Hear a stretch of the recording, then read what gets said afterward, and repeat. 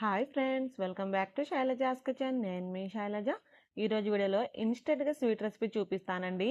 పాలకోవా కంటే చాలా రుచిగా ఉంటుంది. జస్ట్ 10 to 15 మినిట్స్లో ప్రిపేర్ చేసుకోవచ్చు. సింపుల్ ఇంగ్రీడియంట్స్ అండి. టేస్ట్ అయితే చాలా బాగుంటుంది. నోట్లో వేసుకుంటే కమ్మగా కరిగిపోతుంది. స్టవ్ ఆన్ చేసి మందంగా ఉన్న ప్యాన్ పెట్టుకోండి. ఈ కడాయిలో 1 కప్పు వరకు నెయ్యి తీసుకోండి. మీరు ఏ కప్పుతో అయితే నెయ్యి తీసుకుంటారో అదే కప్పుతోటి 2.5 కప్పుల వరకు మైదాపిండి వేసుకోండి. ఇక్కడ 2 నుంచి 2.5 కప్పుల వరకు వేసుకోవచ్చండి. మంట లో ఫ్లేమ్లోనే ఉంచేసుకొని పిండి మొత్తం కూడా నెయ్యికి చక్కగా పట్టించాలి. ఇలా కంటిన్యూస్గా కలుపుకుంటూ మనం ఈ స్వీట్ని ప్రిపేర్ చేసుకోవాలి. సో మంట మాత్రం ఖచ్చితంగా లో ఫ్లేమ్లో ఉండాలండి. ఈ పిండి నెయ్యి మొత్తం కూడా అబ్జర్వ్ చేసుకొని ఇలా గట్టిగా తయారవుతుంది. మనం ఎలా అయితే కలుపుతూ ఉంటామో మనకు పిండి కన్సిస్టెన్సీ లూజ్ పడుతుందండి. పిండి కమ్మగా వేగాలన్నమాట, అప్పుడే రుచి ఉంటుంది.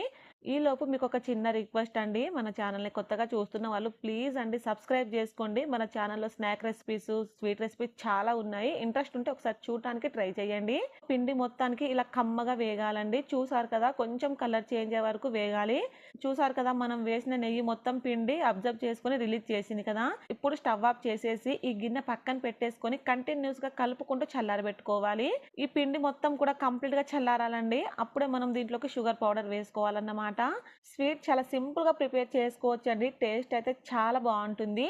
ఇది చల్లారే లోపు మనం షుగర్ పౌడర్ ప్రిపేర్ చేసుకుందాం. మనం ఏ కప్పుతో అయితే పిండి నెయ్యి తీసుకున్నామో సేమ్ అదే కప్పుతోటి 1.25 కప్పుల వరకు షుగర్ తీసుకొని మెత్తని పౌడర్ లా ప్రిపేర్ చేసుకోండి. ఈ 1.25 కప్పుల షుగర్ మనకు కరెక్ట్గా సరిపోతుందండి స్వీట్నెస్ అనేది. ఈ షుగర్ పౌడర్ మొత్తం ఒకేసారి కాకుండా కొంచెం కొంచెంగా వేసుకుంటూ కలుపుకోండి. ఇదే టైంలో 1/2 టీ స్పూన్ వరకు ఇలాచి పొడి వేసుకోండి. ఫ్లేవర్ చాలా బాగుంటుంది.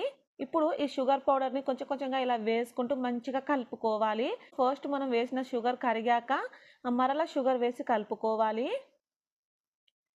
నేను తీసుకున్న ఈ షుగర్ పౌడర్ మొత్తం ఒక 3 సార్లు వేసుకొని కలుపుకున్నాను. ఇలా మనం కలిపే కొద్దీ షుగర్ మెల్ట్ అయ్యి కన్సిస్టెన్సీ పలచబడుతుంది. సో అప్పటి వరకు ఇలా చక్కగా కలుపుకుంటూ ఉండాలి. చివరిగా ఇందులో ఒక చిటికెడు ఉప్పు వేసుకోండి. ఇలా మనం ఏ స్వీట్లో అయినా కొంచెం ఉప్పు వేయడం ద్వారా స్వీట్ టేస్ట్ చాలా బాగా అనిపిస్తుంది.